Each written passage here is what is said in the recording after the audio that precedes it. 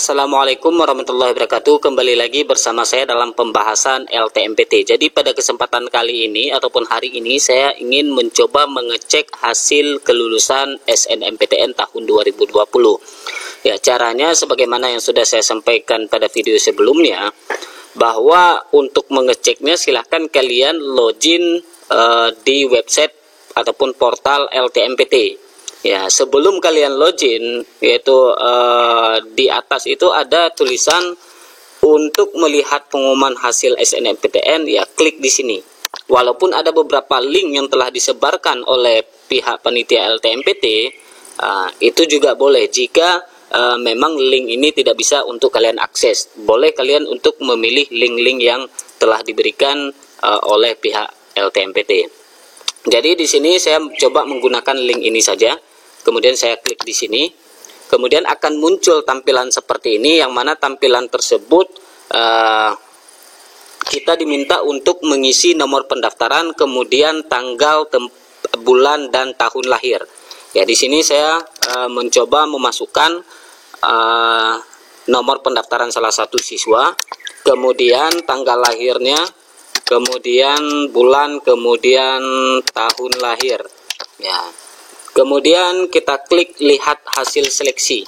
Ya, di sini itu sudah muncul biodata kita, kemudian bersekolah di SMA Negeri 1 Aceh Barat Daya, kemudian kabupaten, dan di sini bertulisan berwarna merah ataupun di kotak berwarna merah ini Anda dinyatakan tidak lulus seleksi SNMPTN 2020. Silakan mengikuti SBMPTN 2020. Jadi bagi siswa yang seperti ini, maka kalian dianggap dinyatakan tidak lulus SNMPTN. Namun kalian diberikan kesempatan untuk mengikuti SBMPTN tahun ini.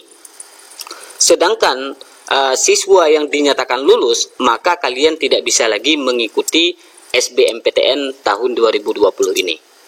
Ya, di sini saya mencoba untuk mengecek salah satu siswa yang lain, yaitu dengan nomor pendaftarannya seperti ini, kemudian tanggal lahirnya juga diisi ya sama, kemudian lihat seleksi, hasil seleksi. Ya, di sini itu muncullah kotak berwarna hijau, ya kemudian ada barcode-nya. Selamat, Anda dinyatakan lulus SNMPTN pada tahun 2020 ini di ataupun pada PTN Universitas Syah Kuala dengan prodi pendidikan dengan prodi ekonomi pembangunan. Ya, jadi di sini status penerimaan Anda sebagai mahasiswa akan ditetapkan setelah PTN tujuan melakukan verifikasi data nilai rapor data rapor. Kemudian silakan untuk membaca peraturan tentang penerimaan mahasiswa baru di laman PTN tujuan. Ketidakcermatan Anda dalam memenuhi ketentuan PTN dapat berdampak pada status penerimaan Anda.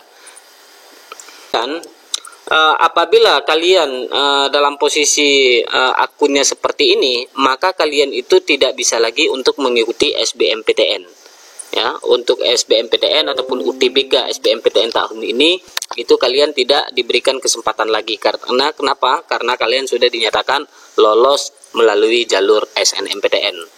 Jadi kalau kalian ingin pun nanti untuk masuk di PTN hanya melalui jalur mandiri saja. Sedangkan untuk jalur SBMPTN itu tidak bisa.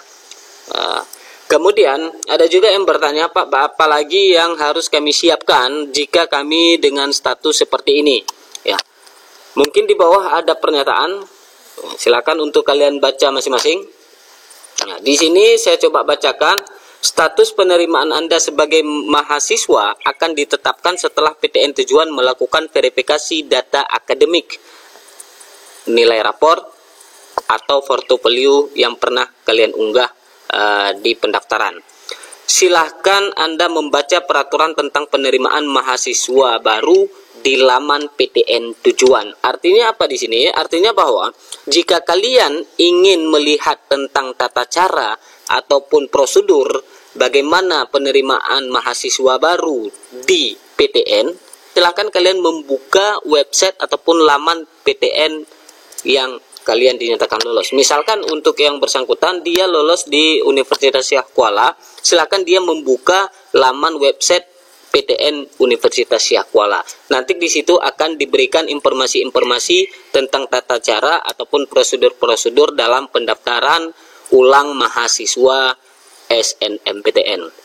Kemudian khusus untuk peserta KIP kuliah, ya, jika kalian dulunya sebagai peserta ataupun pelamar KIP kuliah, PTN tujuan juga dapat melakukan verifikasi data ekonomi atau kunjungan ke tempat tinggal Anda sebelum menetapkan status penerimaan Anda. Ini berlaku apabila kalian dulunya sebagai pendaftar KIP kuliah, artinya kalian mengambil jalur SNMPTN ini menggunakan KIP kuliah, itu pihak panitia ataupun pihak kampus yang kita lulus, misalnya kalau di sini Universitas Syah Kuala, itu pihak Universitas Syah Kuala nanti akan turun ke lapangan ataupun akan mensurvei rumah ataupun akan mensurvei data ekonomi kalian sebelum kalian itu ditetapkan sebagai mahasiswa di PTN mereka. Kemudian ya, di sini yang berwarna merah ini penting, Anda harus melakukan pendaftaran ulang di PTN tempat Anda diterima. Ya, sebagaimana yang saya jelaskan tadi, informasi pendaftaran di PTN Anda dapat lihat pada link di bawah ini. Ya, ini adalah informasi pendaftaran ulang. Ini bagi yang unsyah. Kenapa unsyah? Karena yang bersangkutan lolos ataupun lulus di unsyah. Jika kalian nanti lulusnya di PTN yang lain, nanti di bawahnya juga ada pendaftaran ataupun akan dikirimkan link ataupun laman dari website PTN yang kalian lulus itu. Kemudian saya coba klik di sini. Ya, ini adalah sebuah tampilan laman ataupun website Unsyah. Nah, jadi nanti di sini bisa kalian akses. Ya, sedangkan untuk saat ini itu belum dibuat tentang tata cara.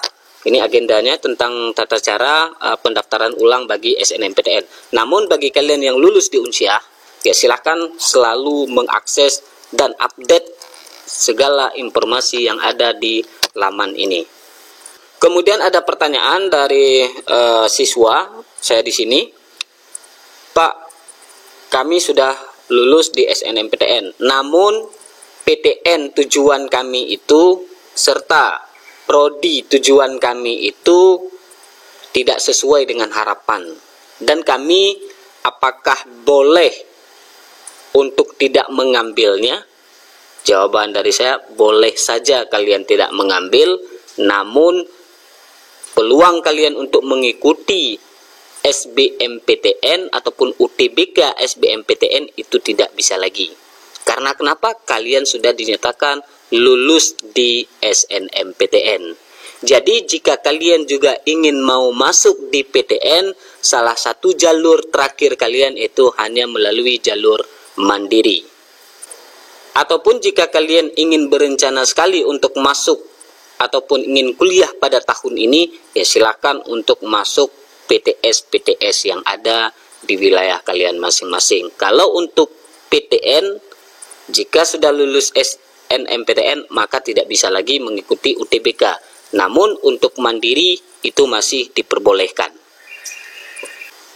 Kemudian ada juga pertanyaan, Pak, jika kami tidak mengambil di jurusan ini, apakah itu akan berefek ke sekolah?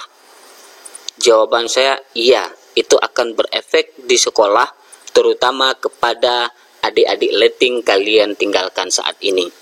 Karena jika pada tahun ini misalkan di sebuah sekolah itu diluluskan oleh pihak panitia berjumlah 20 orang dan yang hanya mengambil itu hanya 10 orang, sedangkan 10 orangnya lagi tidak mengambil, maka ke depan adik-adik letting kalian itu akan dikecilkan peluang. Walaupun pihak panitia itu sendiri belum menyampaikan secara tertulis bahwa efek jika tidak mengambil jurusan ataupun PTN yang sudah dinyatakan lulus, efeknya ke sekolah itu tidak disampaikan. Namun pengalaman yang sudah pada SNMPTN sebelumnya itu pernah terjadi bahwa peluang untuk tahun depannya itu akan berkurang.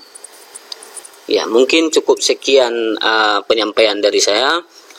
Apabila ada manfaat, ya silakan untuk kalian terapkan. Jika ada pertanyaan ya silakan kalian tanyakan di kolom komentar.